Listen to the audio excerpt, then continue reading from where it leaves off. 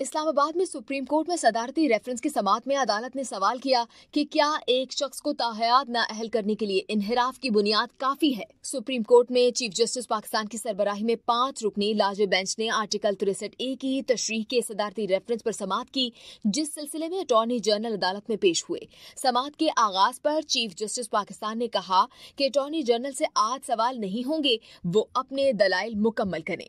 दौरान समाअत attorney general ने अदालत को बताया कि वजीर आजम से अदालती सवाल पर बात हुई। वजीर आजम के तवज्जुह से अदालत में बयान देना चाहता हूँ। वजीर आजम सुप्रीम कोर्ट और जजेस का बहुत एहतराम करते हैं।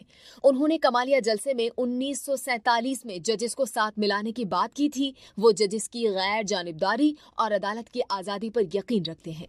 अटॉर्नी जनरल ने दलाइल देते हुए कहा कि अगर असेंबली टूट जाए तो कोई मेंबर अपनी रुकनियत का दावा नहीं कर सकता। मुनहरिफ अराकीन के लिए आइन कहता है कि वो मेंबर नहीं रहेगा और सीट खाली तस्वुर होगी। सीट खाली तस्वुर होने का मतलब है कि दोबारा इलेक्शन होगा। अटॉर्नी जनरल के दलाइल पर जस्टिस मुनीब अख्तर ने सवाल किया कि एक मेंबर को डी सीट होने के बाद किस बुनियाद पर नाअहल होना चाहिए। पार्लियामेंट नाअहली की मुद्दत 2 या 5 साल तक मुकर्रर कर सकती है।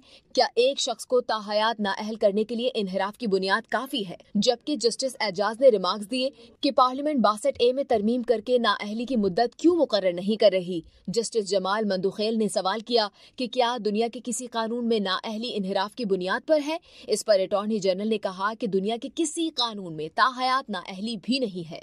जस्टिस मुनीब अख्तर ने कहा कि पार्लियामेंट 63A में नाअहली की मुद्दत के तयन के लिए कानून साजी कर सकती है। जबकि जस्टिस एजाज ने सवाल किया कि पार्टी से इन्हिराफ पर डी सीट तो होगा, क्या ताहयात नाअहली होनी चाहिए। जो तकलीफ जमातें नहीं करना चाहती वो आप सुप्रीम कोर्ट से कराना चाहते हैं। इस मौके पर चीफ जस्टिस पाकिस्तान ने कहा कि अगर इन्हिराफ को बहुत बुरा कदम समझा जाए कि उसकी सजा नाअहली होनी चाहिए। हम कानून साज नहीं हैं, हम सिर्फ कानून की तशरीह कर सकते हैं। हम आइन को नए सिरे से नहीं लिख सकते। क्या ये बहस आइन बनाने वालों की नीयत जान सकती है।